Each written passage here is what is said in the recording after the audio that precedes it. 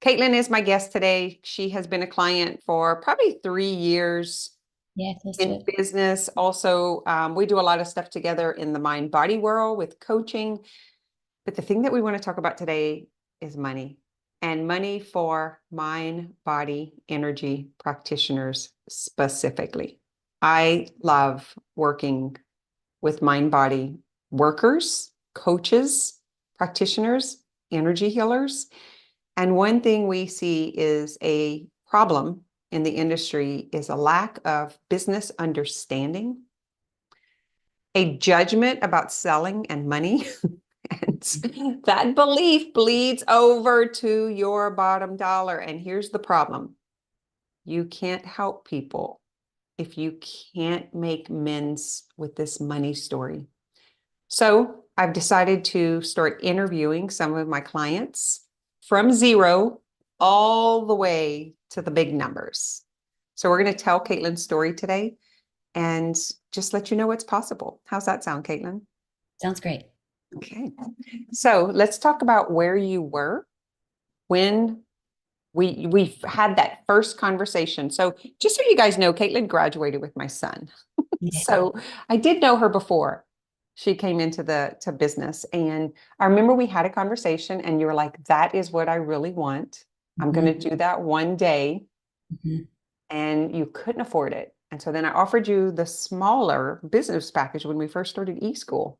And even that, I don't know if you hadn't invested at that capacity yet, or if you just had never heard of paying that kind of money. So do you want to share like where you were? Yeah. I when I first reached out to you, I had left a teaching career as a preschool teacher in a Catholic school. So I was making like maybe $20,000 a year. I left I was also recently out of a marriage, so I had all of this scarcity and this fear and this how am I going to make it? I was in survival mode. And it was COVID. So I didn't want to go back into the classroom and start teaching again. I knew that there was a shift for me at that moment. And so I had finished studying to become an Ayurveda practitioner. And I was at that launching pad of like, how do I get this? How do I make money out of this? Like, what do I do? And I was watching some things that you were doing, and I was like, I think the integrative mind body coach is what I need to do. Like that's what I reached out for you for. I'm like, this is it. This is really going to help me like get clear on how to launch my business and how to use it. And then you made another offer for me. And the first thing that came to my mind was there's no way I can afford that. I've got all this debt over my head. I'm barely able to pay my rent, feed myself. I don't even know what I'm doing or where I'm going. And so I like froze. Like even right now, there's like a little tinge of like money is still so uncomfortable to talk about, you know? Yeah. The money is really uncomfortable to talk about. Yeah. For everyone listening, money is really uncomfortable to talk about until you understand it, the hmm value of it. Money is to be used, not people. Money is to be used. People are to be loved. And that there's a big hang up in this community around money. And that is very painful to watch because I remember I was there. hmm I was you. So, Katelyn, let's move forward from that point. I reached back out to you Yeah. and I offered you a price and business coaching in a group instead of just working with me specifically. Yep. And even that, you were like, I'm going to do it, but you needed a few months. I remember you needed a few months to start. Yeah. So, what was your plan to go save it? Like, what were you thinking? I was reaching out to my lifeline. So I was like, I know I need to do this, but it's like, how am I going to come up with monthly payments to be able to do it? And so I was reaching out for lifelines. Like I reached out to my parents, I reached out to credit card companies to figure out like who could help me, who could be my safety net if what I committed to wasn't working and I needed some support. And so basically my safety net was trust that you're going to make it. Like just take the leap and watch what's going to happen. Just trust. Like that's all you got. Like you have nothing left to lose. Like you've lost it all. And so I sat with it for a little while and contemplated all of that. And then I just took the leap.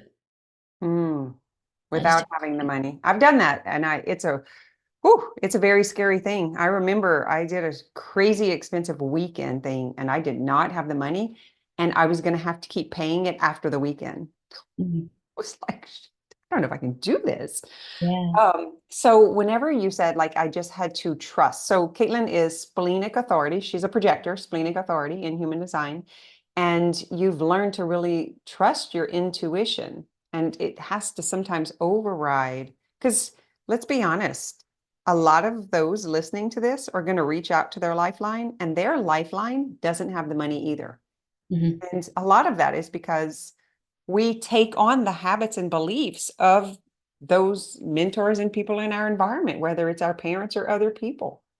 And so chances are a lot of that came from there. Oh yeah, totally. Okay. So you took the leap and you did it anyway. And at this time, I think we went back and looked at your numbers and you were at $22,000 Yeah, a year. a year. Started working together. And you want to tell us what you were doing to get the 22,000? Yeah, 22,000 a year. I was teaching yoga at a yoga studio, and I was also working with kids as a private tutor behavior therapist. Okay. And that brought up 22,000. Mhm. And what happened next? Can you kind of track the progress from there? Yeah, so I started off doing I did like the simple business trifecta that you offer, which helped me see how important it is in understanding money and business. Okay. And then I did the I signed up to do the e-school with you. And then what happened was my beliefs were challenged. My beliefs about money were challenged. And then I was able to see that the beliefs that I had about money came from the environment that I was raised in and the environment that I was brought up in. And I started seeing my beliefs in my family. And then so I started seeing the patterns. And so continuing to challenge those beliefs and feel the discomfort in my physical body as I challenged the beliefs and continued to take those leaps. Because whenever I chose to take that first leap, it was like I had to. Yeah. Like it's almost like something was pushing me off. It's like you're gonna die if you don't do this. Like all these wolves chasing after you, they're gonna get you if you don't jump. And that's kind of the sensation that I feel now. It's like I have to keep going. I have to keep doing this because I see the suffering in the world. And it's up to me. I'm here. It's up to me to make this world a better place, one Mm. person at a time. So it's like that force that like I have to. I And have so let's talk about, so $22,000 a year is approximately $2,000 a month. Mhm. So let's talk about your money journey. When did you start seeing by the way, guys, like Katelyn's at $75,000 a year. So it's kind of a big deal. And that's why we're talking about it. I want you to see real live people who have the same fears as you and the same burning desire to serve, where she feels like she has no choice. Like, I have to do this. I Yeah. want to give it all for free. I want every household to understand how to eat for wellness, but I can't get it into that door, into that person, or into that family if I don't have resources. It takes money. Mhm. So when did it start to change? When did it start to show up in your account? That's probably going to be the most important question, because it started to change in your body, it started to change in your mind. But Mhm. when did you actually see, oh my God, like this works, this is working, I'm going to be able to pay this myself? Where was that moment? Yeah, I would say it probably took close to between 3 to 6 months for me to actually see it, and then where it was like, whoa, people will actually pay for my help. Like what I offer does have value, and people are giving me money for it. What were you thinking before that? Nobody wants this. Like I can't help people learn how to eat healthy for their bodies. Like this topic of Ayurveda is just too big. Nobody's gonna understand it. We've done a lot of work around that, Yeah, we have. that conversation. And I give you the credit. It is your sheer desire and commitment to serve that keeps you in the game. I see how hard it is. I know how hard it is for all of you. Mhm. So you start about 3 to 6 months, which, guys, that makes sense. So if you think about it, it takes that first 28 days to have an understanding, like, oh, I see what's happening here. And then it takes that second month or 28 days to start unpacking and understanding it. And then that third is when you actually start taking the real shift, because you can't take the shift when you're trying to figure it out. So that happens at about 90 days. So then you started seeing money in the account. You started realizing people want this. I can do this. I can make it. But you weren't out of like the sphere yet, right? Mm-mm. Yeah. You were just excited that someone wanted it. Yeah. Excited that someone wanted it. So what kept you in the game at that point? Because you were still reaching to pay month by month. Hmm. Yeah. Well, what took me out of that was I had this fear of being seen. So I still wanted to hide behind the bush, and still have people like find me. So once I got over the fear of being seen and actually accepted the invitations that I was getting, putting myself out there in different communities and different circles, posting more about my experience and my journey on social media and stuff, was then when I started seeing more money come in, more followers, more people reaching out, more question about like, hey, this really resonates. I think this might be something that will really help me. What trusting also in the fact that trusting myself, like putting myself out there, and then trusting myself, I started seeing the money come in. How much of the results do you think had to do with like the languaging and learning how to speak, like what we do in together, the messaging, clarity on who is your client, what is the problem, like, and for those who just heard her say the simple business trifecta, that's actually free. I'll put the link below and you can just go and grab it. Everyone has to go through it before they get to the point to like start, how you want to say, designing their business to work for them. And so we do give that away to everyone. Mhm. So what would you say, like trying to speak a different language, how much was that impacting? Oh yeah, it was definitely an obstacle that was in the way, and really getting clear on who I was serving and how I wanted to serve them was super important because I was all over the place everywhere because I was excited and I was inspired and I was like, I can help anybody with absolutely anything. But I don't know how to tell them that. So getting really clear on who I wanted to serve and how I wanted to serve them and what their end result was going to be Mhm. was And very cool. what about, can we talk about the resistance to change the language? Like, because I see this with a lot of mind, body, energy healers. They want to speak this newfound understanding, and it's one of the biggest obstacles. And Mhm. so it's almost like, do you remember that? It was almost like you were cheating on Ayurveda or you were cheating on yoga.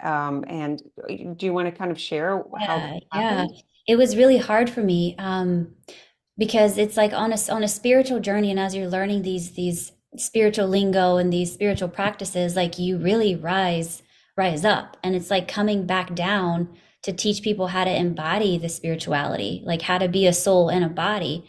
And I really felt like I was doing it not a disservice, but I was taking away the beauty and the spiritual aspect of yoga and Ayurveda by simplifying it. I felt like I was watering it down Mm. and not showing the beauty of what it was to those people.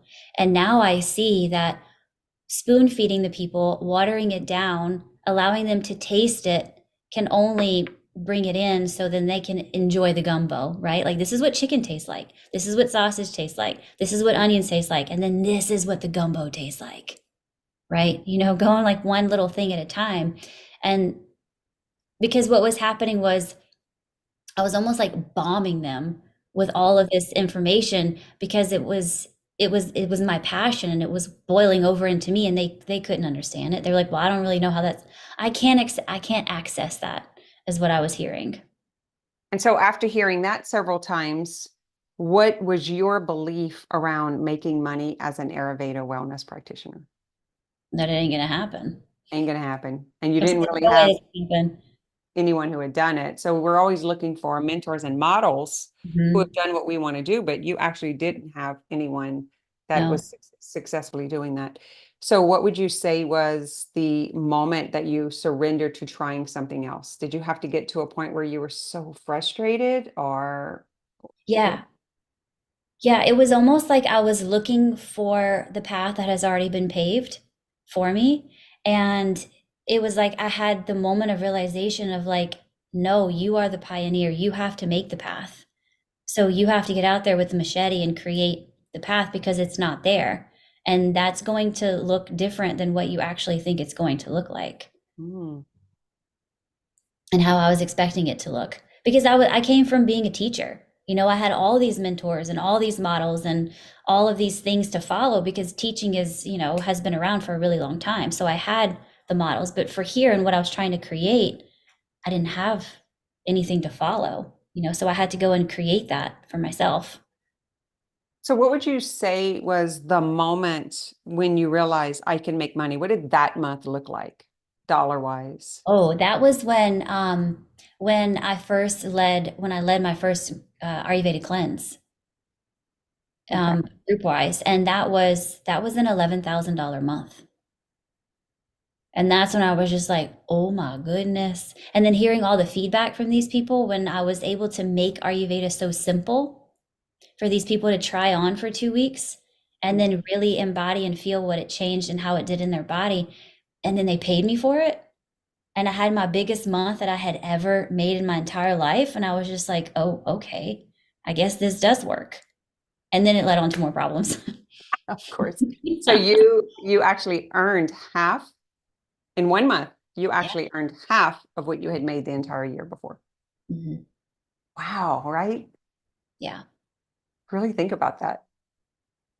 Yeah. From no one will buy this, no one wants this, they're too resistant, it's too hard. Because what were you thinking about the people who were saying no? We're so judgmental, right? Because you were like so desperate to serve them and they got to get it, they're going to die. Yeah. Yeah. I mean, I had the belief that people just want to be sick. People don't want to feel better. They don't want this. Mhm.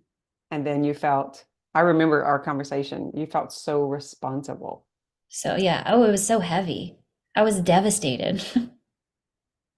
I was devastated. And it's what our mind thinks. It's like it doesn't make sense because we believe in it so much. So if someone else doesn't want it, like we really believe some of that stuff that our mind tells us. Mhm. And then it's tangled up with, well, I have to do this. God called me to do this. Like this is my spiritual journey. This is my reason for being on earth. Yeah. And that's where that heavy responsibility comes from. That heavy responsibility. And then that also was like, I had also the belief that if this is my gift and this is part of my spiritual path, then I shouldn't be paying for it. It's a gift from God. Like, why Yeah, would I be asking someone to pay me for this? that's a So big I really had to like wrestle with that one for a minute. okay. And so you had an $11,000 month. Mhm. People think that that's exciting, but let's talk about what really happens when you have an 11 to $15,000 month. What's happening inside of you? It's Yeah. So then there were more beliefs that needed to be challenged then. You know, it's almost like whenever you're lifting weights, you know, you have in another personal record, then you have like a whole nother problem. um, and so that what came up for me after that was, can you do it again? Like, mm, well, it's not going to be the same next month because you're not running a cleanse again. So you better get and buy everything that you need right now because this money's not coming back. yeah, and you believed it I believed it. because you had never seen, never experienced, never knew, or you were like not supposed to get too excited and celebrate before. Which one was it for you? Um, What was the it danger was, of celebrating it? yeah, the danger in celebrating was if you get too excited and you celebrate, then you're going to be punished because you're not being humble. Mm, How'd that feel? I felt terrible. And because I sat in that belief for a while, my bank account showed it for the next few months. Yeah, that's what I was It going to ask. was What a struggle. results did you get? Yeah, it was a struggle. Yeah. And so then it was like, because then I had to get coaching on that because it was like, well, it's actually your belief that's creating that.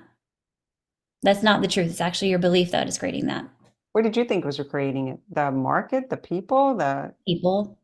people? I ran out of people. I ran out Yeah. of people who want to do this. Is Mhm. that what it was? It was just it was a one-time thing. It was just a quickie. Now it's done.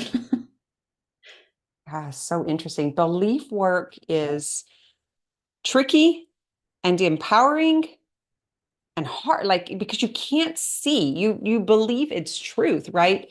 Mhm.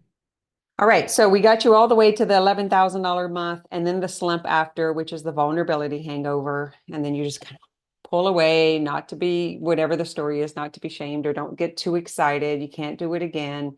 And Mhm. then you got on a consistent roll. We looked at your numbers. You were pleasantly surprised. Like, so Katelyn's goal for the year, we talk about money, guys, very transparently because it's kind of like I'm going to say something. Maybe I shouldn't say this, but let me paraphrase in case we want to cut it out. But it's like the two things we're most afraid to talk about are the two things of our existence, and that's sex and money. Mhm. Like we wouldn't be here without the act of, and we couldn't live here without the means of. And those two things we have been taught like to be ashamed of. And so then when we're hiding it and we're not paying attention to it, it doesn't come because we're not prepared for it. We Right. think it's bad. We're pushing it away. So now that you started working through those beliefs and then you accidentally hit your annual goal months Yeah. ago, you're like, how did that Well, happen? whoops. Whoops. Yeah. Yeah. Um, What came to mind at I- that point? You're like, I'm already at 60,000. yeah. So there is still like that little tinge of just like, I don't want to say it.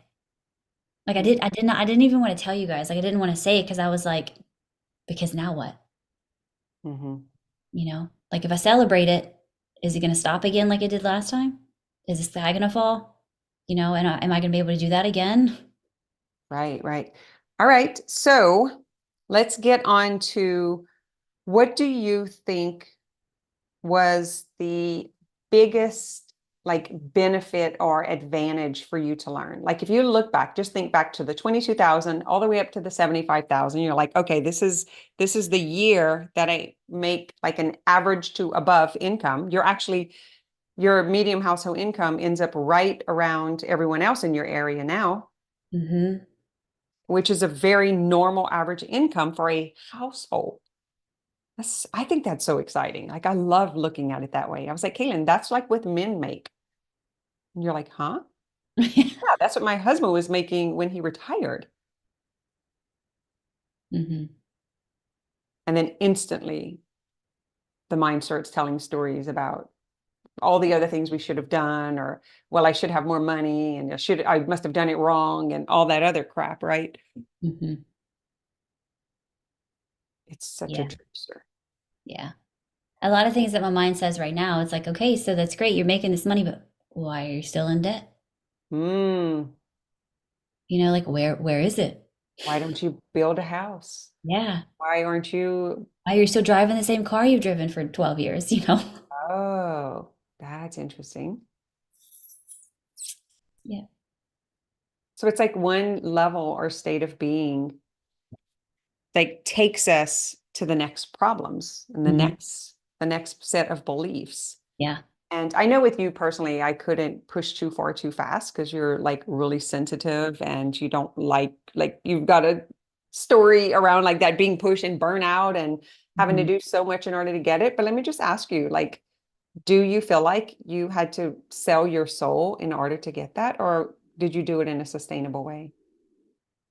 No, I definitely did it in a sustainable way. I didn't push myself. I didn't drive too hard. Um, I maintained my stamina. Were you And in control? yeah, yeah, yeah. I took the time that I needed because I know I know I am sensitive and I need to be gentle with myself, otherwise I'm like a mole or a possum, like I'll crawl into a hole and stay there, Well, you I know. think what happens, I don't want to say sensitive in a negative way, but I think what happens is when we have unresolved trauma in our body and that gets Yeah, pinged or triggered, right. then and it depends on the level of trauma, what that capacity is on if it can shut you down or not. Hmm. And so as we are growing a business, we are just working through our unhealed traumas and limited beliefs. And we don't know from one person to the next if that's going to shut them down or not. But I know from working with you kind of how to toy and play and how much we can push and when to pull back and when to slow down. Would you say that that had something to do Yeah. with? Totally. Like, for example, you were really helpful in making my goals, like making sure that I wouldn't make my goals so high so that I couldn't attain them. Because when I make a goal and I can't attain it, then that really like puts me into the hole. I begin to feel like a failure and my mind starts saying other things. So I make a goal high enough that I know I can attain, and then I get it, and then I just bring it up a little bit. That's the way I work. Where there's some people that like make their goal really high and work really hard to get there. I can't work that way. And you helped me realize that. Yeah, it's really understanding how we function, Hmm. that we can attain our goals so that we can create the impact in the world that we want to create. Yeah. Is there anything that I haven't asked you that, like, plenty of people who were in your position at $20,000 a year, mind, body, energy practitioners, yoga, Ayurveda. I don't know if you know many in Ayurveda, but basically in the healing world and spiritual world, Hmm. that you would want them to hear about what you thought before and then how it actually turned out? Yeah. What were you afraid of? Really, I would want them to hear that what they are bringing into the world is so valuable and so important in what we are creating, the world that we are creating. So to trust in that, to trust that this is a gift that God gave you to heal the world and to make this world better. And also that this gift here is to support you. And so valuing yourself and enough to allow the money to flow through, because that is the support that you need to get this gift out.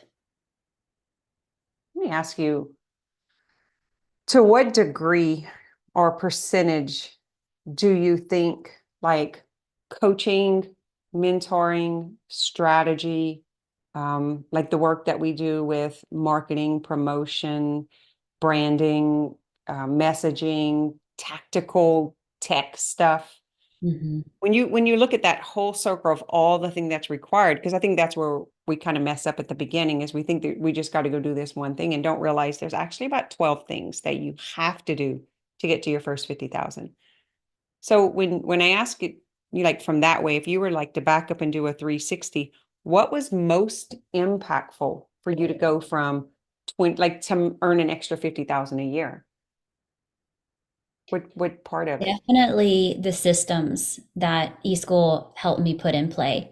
Because I'll say someone as an energy worker and a spiritual healer and all that stuff, playing in the spiritual world is very ungrounding. And so having the systems and the structures in play definitely are my tether to with the structure that needs to come down. So without having all of the structure and the systems that I have in play now, it would be chaos. Like I wouldn't be able to run a business. And I wouldn't be able to play in the spiritual realm like I love to play in, to get all the information to help the people, if I didn't have this structure.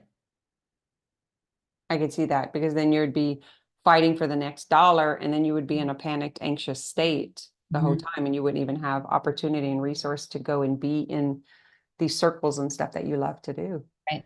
What else? So that would be the first thing, is this like business strategy. Mhm. Okay. And then the next thing was um, being able to rewrite business plans with you yearly, because it's like, okay, that worked this year.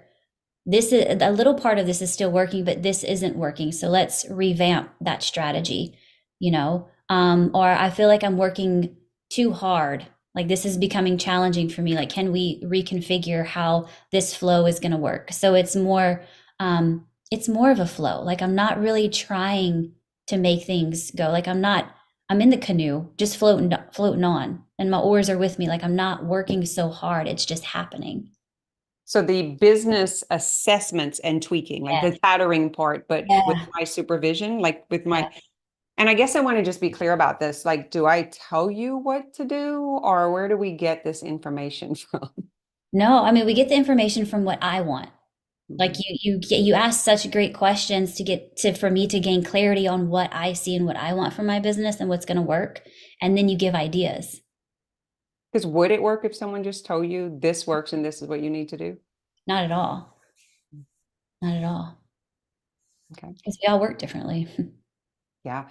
And what would you say was the third most impactful or beneficial thing that got you from like the earning extra $50,000 a year? So first was systems and Mhm. strategy. Systems and strategies, and then the assessment, and then I mean the weekly calls, like being able to check in weekly and talk about at that moment in real time, like, wait, this is going on in my business. I need some support. Like, what do I do? Yeah. Because there were many times where I'm, even talk to you about it, like, oh my gosh, the money's really difficult. I think I might not be able to stay in this community. And then I'm like, well, whoa, now I'm not going to have any support. Like if something happens and I need to talk about the business plan or I need some tech support, like I wouldn't have that. So I just keep going. I'm like, well, I got to go work to get another client. It's like the same trust that got you started keeps you going. Yeah. What about, so what I see a lot for, I'm going to say low end earners, is they go to a lot of, it could be groups or other people and ask for advice, or they're just kind of like looking and complaining about what's going on or what's not happening. And what they find is a lot of information that's not necessarily, like they haven't had an assessment or understand. So, what would you say is the danger of just going into, like, just asking anyone for business advice? Because I'm pretty sure you've done that. Mhm. Yeah. I did that once and I got so confused. So for that person who's never had coaching, never done mentoring, has never been in a business container, and they are seeking advice from outsiders, what would you say is the difference between doing that from, getting information or advice from a bunch of different people compared to someone who's looking out for your best interest and know what your goals are? Mhm.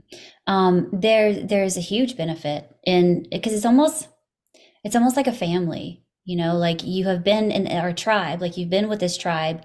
They know you, they've grown with you, they've watched what you've have come through. They know your personality, they know the way you work, so they can give you advice based on what they see, what they've observed, what they've witnessed. And going to someone else who doesn't know that about you is going to give you advice based on what they have seen work for others or what they have seen work for themselves. Not like, well, Katelyn, you've been doing this and it's been working. So let's just keep doing it. Let's just work through this belief that's telling you it's not. Mhm. Other than this person will be like, okay, well, that's not working for you because they didn't see what I went through. Yeah. I mean, the reason I'm asking you is because I've done this. It is a very expensive lesson, especially if that person hasn't actually done what you want to do or they can't see the vision Mhm. that you want to achieve or accomplish. Like, I know what your vision is. It's a big, hairy, bodacious vision. It's like mine is really big. Like, we don't really want to tell everyone that. We want to tell very few people that Right. because we're at risk of them telling us why it won't work or telling us other people who have done it and things that have gone maybe sideways. Would you say that's true? Mhm. So we're coming to the end here. If there's anything else that you want to mention about your experience, how to go from a struggling to, and I know you're not in the position where you're like, I made it, I'm making it. Like, I get that because, that's a whole nother identity shift, but I'm here to tell you that you have, and you are. Yeah. So coming from that perspective, if we could go back 3 years and you didn't do this and you would be exactly where you were,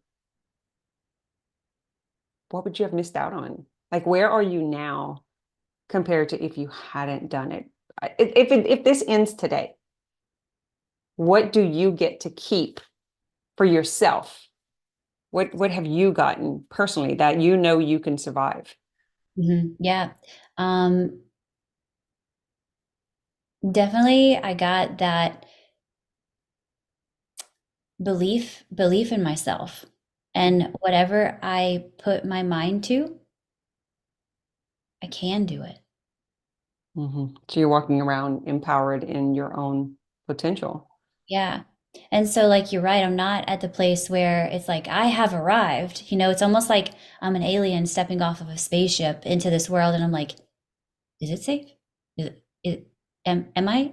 It's good? And we're And going to go back and you're going to watch this in a year. Like we're going to go back when you're at 150 and you're going to see you're not even the same identity. Just like Mhm. if we went back and probably looked at the first podcast or one of the first coaching calls, Yeah. you are not the same person. You don't think the same. We are constantly reinventing ourselves. Mhm. Otherwise, you can't get to the next level. You just keep at the same. But I do want to say that $75,000 a year is a lot of money to most people. Someone listening to this is like, man, I wish I could get to 25. Mm. You just forgot. Mhm. And so we Yeah. do take the time to sit here. So I have a question as we come to the end. If you don't have anything else that I missed that you Mm. would like to share with those that you know in this community, and that would be if you had a time chamber, if you Yeah. were going to put a message and bury it somewheres in the land, in the house, in your journal, and it was going to reach 3 generations from where we are today, what would you want them to know about you, believe about you, or have achieved? Like, hey, you remember Katelyn? This is what she did. This is what she believed. This is what she was attempting to do. So I'm going to give you a moment because I didn't prep you for this, but Mm. it's a question that I'm asking even my 8-figure earners. Mhm. If you were to look 3 generations from now and they were reading this in a history book or in your journal, Mm. and they were like, that was my aunt, that was my whatever it is, that was my mom's Ayurveda wellness Mhm. practitioner. Mm. What Mm. are they saying about you? What did you want? What did you desire? What did you do? Mm. That's a great question. Um, so what they would be reading or saying or learning is that Katelyn Sonnier was an ambitious woman who learned about an ancient healing science and wanted to bring it back to life and bring it back into a very hurting world and she made it accessible for everybody. And when it was accessible for everybody, the world began to heal. Hmm. Oh, I just got the chills. Yeah. How scary is it to have such a big, bodacious vision that could impact generations? It's very scary. It's very scary because it's so wild. Like, even as I'm saying that, on one side of my mind, I'm saying that and I'm in full belief. And the other side is like, yeah, but come on.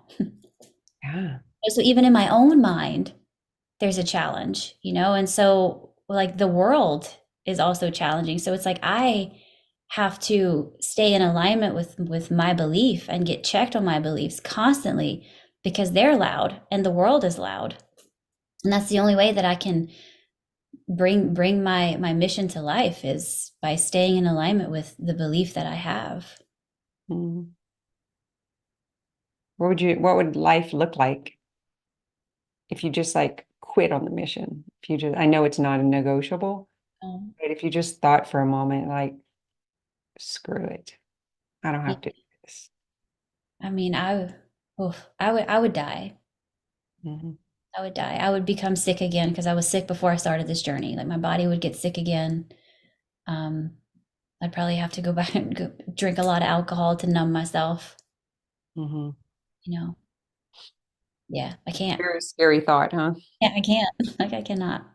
I'm with you. I get it. And I think that's going to be the time capsule story that comes from the soul-led individual. It actually feels like I don't have a choice.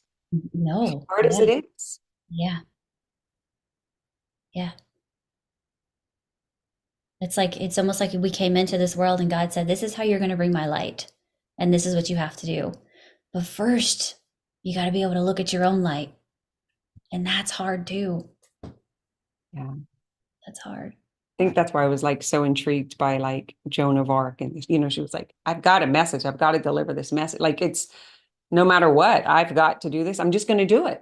It was like, oh my God, because I don't, know much about history and stuff, but something intrigued me to go and listen to that. And I was like, wow, yeah, Yeah. to be Yeah. so certain Uh-huh.